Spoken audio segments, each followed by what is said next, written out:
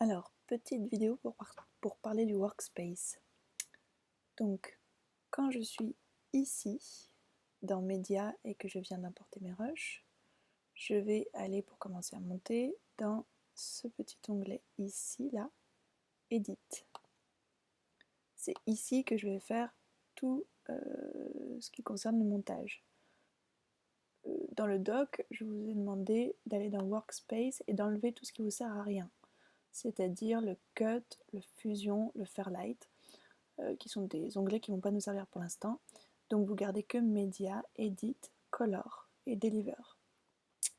Donc ici ce qui nous intéresse c'est d'être dans l'onglet dans l'onglet Edit, pardon.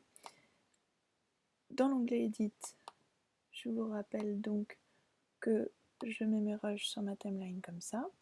Et ensuite, on peut regarder un petit peu comment c'est fait ici. Donc il y a le Media Pool. Le Media Pool, en gros, c'est là où se trouve votre projet. Donc dans Master, quand vous cliquez dans Master, vous avez tout ce qu'il y a dans votre projet, c'est-à-dire une timeline ici, des rushs là, une autre timeline là, un dossier, des rushs. Ok, je peux toujours revenir en arrière en retournant dans Master ici. Ici, on a les effets, Effect Library. Dans les effets, on peut trouver pas mal de choses, bon, vraiment des effets purs, donc du flou par exemple, mais on peut aussi trouver des outils de texte.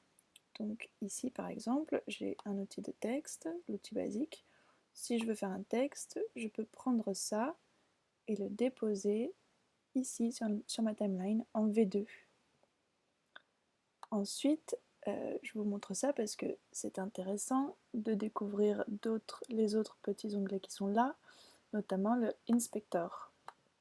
Inspector, il est là, donc je vais cacher un peu des choses pour y voir un peu plus clair. Donc je vais cacher les effets, Effect Library, je vais cacher aussi le Media Pool, et je peux aussi descendre ça pour avoir soit une plus grande vidéo ici de mon programme, mais aussi pour voir un peu mieux ce qui se passe dans l'inspector.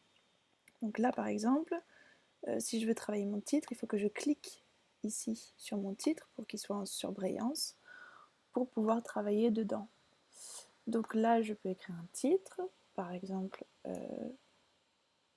raccord. Je peux changer la police évidemment, en Taoma, et puis surtout ce qui m'intéresse, bon, je peux bouger la taille, et ce qui m'intéresse beaucoup aussi, c'est que je peux lui donner une position. Par exemple, si je veux que ce soit comme une espèce de sous-titre, je peux le mettre là, ou je peux le bouger aussi sur cet axe-là. Si je veux revenir en arrière, faire un reset, je fais ça. Là, je veux qu'il reste quand même en dessous. L'inspector, c'est bien pour les titres, mais c'est bien aussi pour les rushs, pour les images. Donc là, si je clique sur mon image, j'ai toujours mon inspector ici, mais là, je vais agir sur mon image. Donc je peux la zoomer si je veux. Hop, je fais un gros zoom sur ce personnage, et puis je peux le bouger aussi. Je garde un petit peu d'amorce de l'autre personnage, et voilà. Je pourrais aussi faire des choses comme ça, par exemple, même si on a rarement l'occasion de faire ce genre de choses. Après, il y a plein d'autres choses encore à découvrir dans l'inspector, mais bon, pour l'instant, c'est déjà pas mal. Ensuite, vous avez déjà dû avoir à le faire, ou vous êtes en train, il faudra aller dans l'onglet Deliver, ici, pour faire les exports. À chaque onglet, sa fonctionnalité.